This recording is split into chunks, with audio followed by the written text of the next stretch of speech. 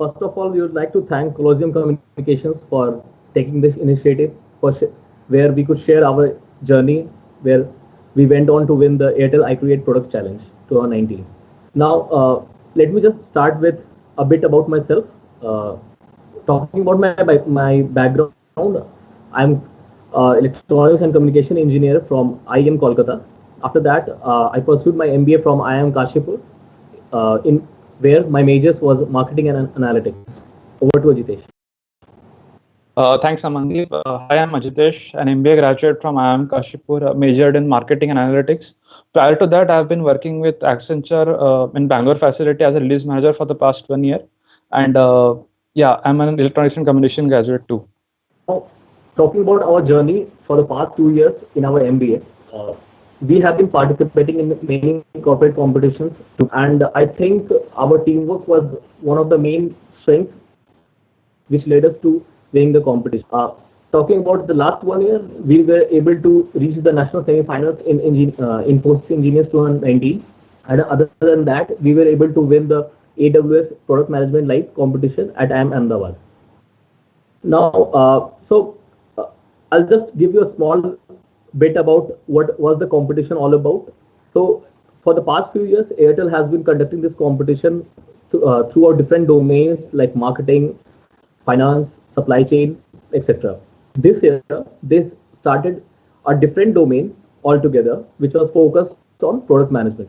Now, this year, the case that we were given was a bit focused on the strategy side, where we had to build a business model for new fast speed internet service.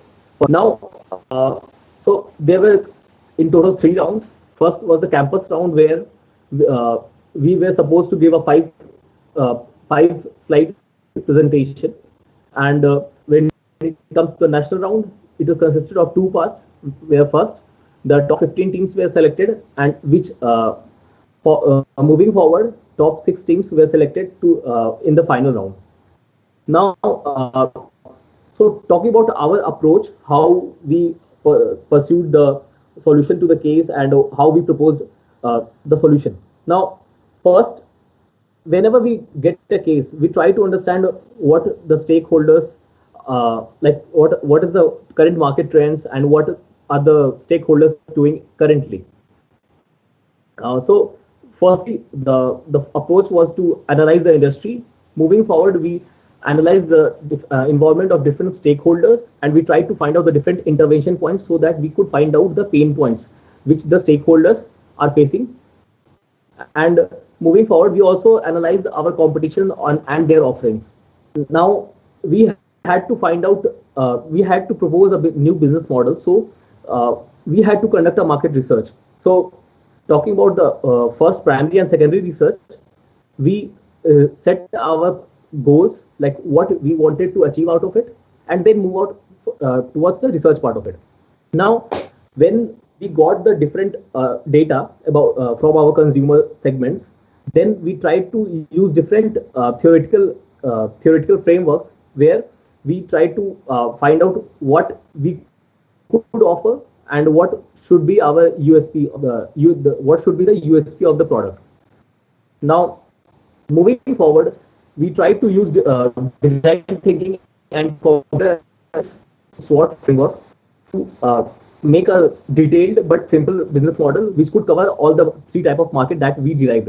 First was rural market, suburban, and the urban market. At the end, we tried to prove the feasibility of the business model, because this was the one of the most critical points. So we use a break-even analysis, which will be explained further by Ajitesh. Over to you, Ajitesh. Thanks, Amandeep. So coming to the financials part of our case, it's a common misconception among the student fraternity that finance is incomplete without heavy jargons and concepts. But in reality, all you need to know are the basics of accounting and understanding of a few financial ratios just to gauge how your business model is performing. So in our case, we had to prove that our model was both sustainable and scalable, which means our business model will be profitable in the long run, and even if we expand into new markets too, it will still be profitable. Now, after calculating all the revenue streams, our next task was to account for all the expenses that would go profit and loss statement, like the manpower, the cost of manpower, fiber optic, other raw materials, the cost of the modems and other miscellaneous expenses. And at the same time, we had to account for all the depreciations and amortizations to the equipment that the company or the telecom usually take. Now, after that, the profit or the loss, whichever comes in, is calculated. And after that, the next big task is to calculate the break-even point, which is based on the timeline at which your revenue and the expenses are the same. So, the mention that this model is achieved early because of time. So in our case, we got a break-even point of in the fifth quarter, and given the average tenure of a broadband customer to be around 2 to 2.5 years, this was pretty modest. And the larger capital, if employed by entering the new market, the profit increase. Hence, the business model was both sustainable and scalable. Now coming to the jury.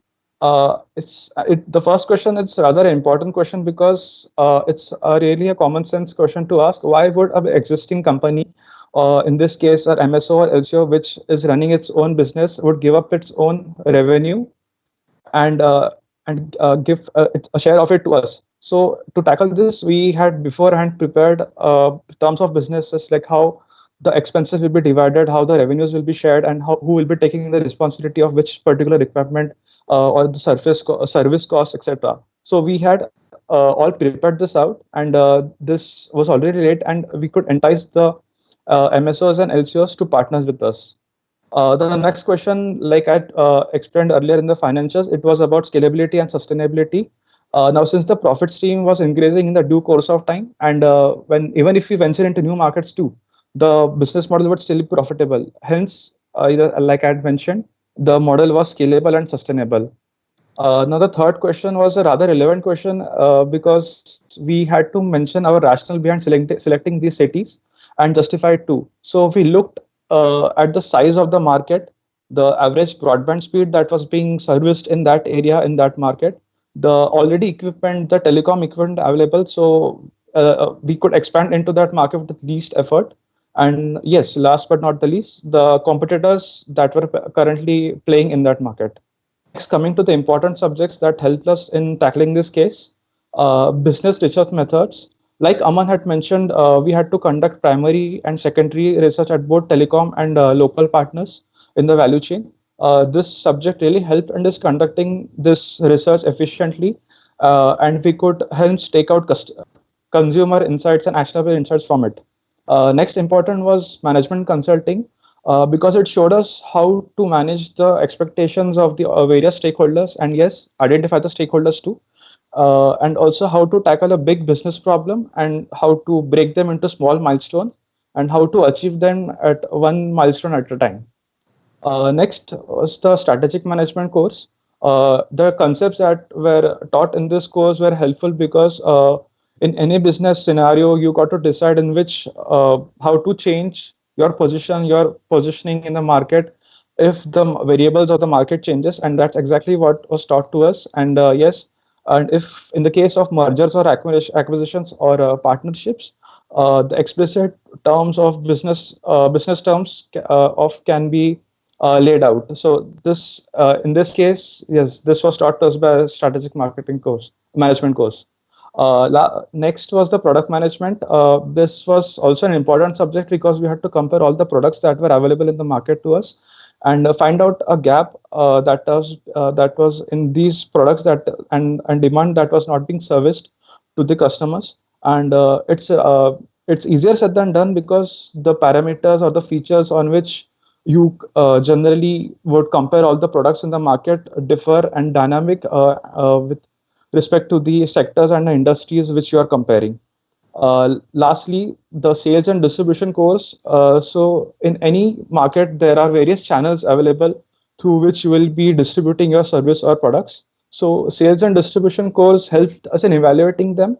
And so we could figure out which was the best through which we could reach our make our product reach to the consumers. Next, I'll be discussing the important theories The first one was the marketing research. As I discussed earlier, we had to conduct a primary and secondary research too among both telcos and the local partners. So MR particularly helped in framing the questions so that the respondents would answer them efficiently and tell minute details which otherwise we don't get to know at the ground reality level. Next one was the break-even analysis because we had to conduct we had to conduct a break-even analysis to find the break-even point, the point at which the revenue and expenses are equal, and also the break-even point can be changed by manipulating the expenses and according to fit to the needs of the market. Last one was the value chain analysis. So in this particular analysis, we break down the whole ladder through which the product or the service moves, and we find out who is the most valuable stakeholder, and after that we could target that particular stakeholder, and here we can combine with our strategic management course where we can define the business terms and the partnership terms that can be laid out explicitly so that there's a smooth partnership that can happen among the partners. So over to you, Amandeep. Now, talking about the key differentiators, like what led us to winning the comp. Now, in the national finance, in the both part of national finance, in the top 15 and top 6, it was a huge challenge because every team has come up with very innovative solutions for Airtel.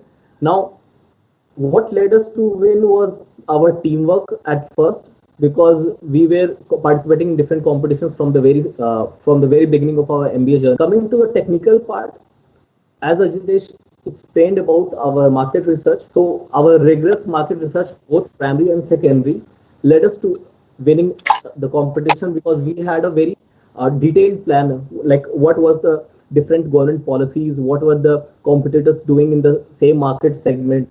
So yeah, this was one of the major points. Coming to the second point, it was our simple but detailed financial plan, which led us to prove the feasibility of the business model. So we had to prove this our business model was both scalable and sustainable.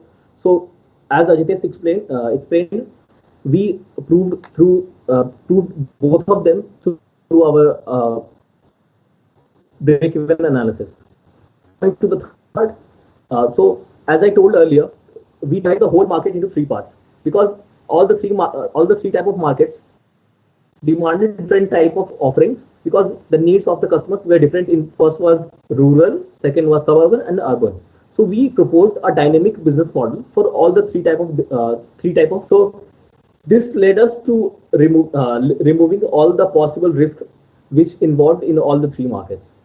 So yeah, international finals, the senior leadership team gave us very small but very important points, like where we could improve our solution. But it on that specific day, we were just a bit better than most of the team. But when it comes to solutions, all of the teams proposed various innovative solutions. Uh, yeah, so when it comes to the result part, we were be able to get there. We got there because we were a part of the three wildcard entries in the whole, and ultimately we got to the finish better than any other team on that specific day.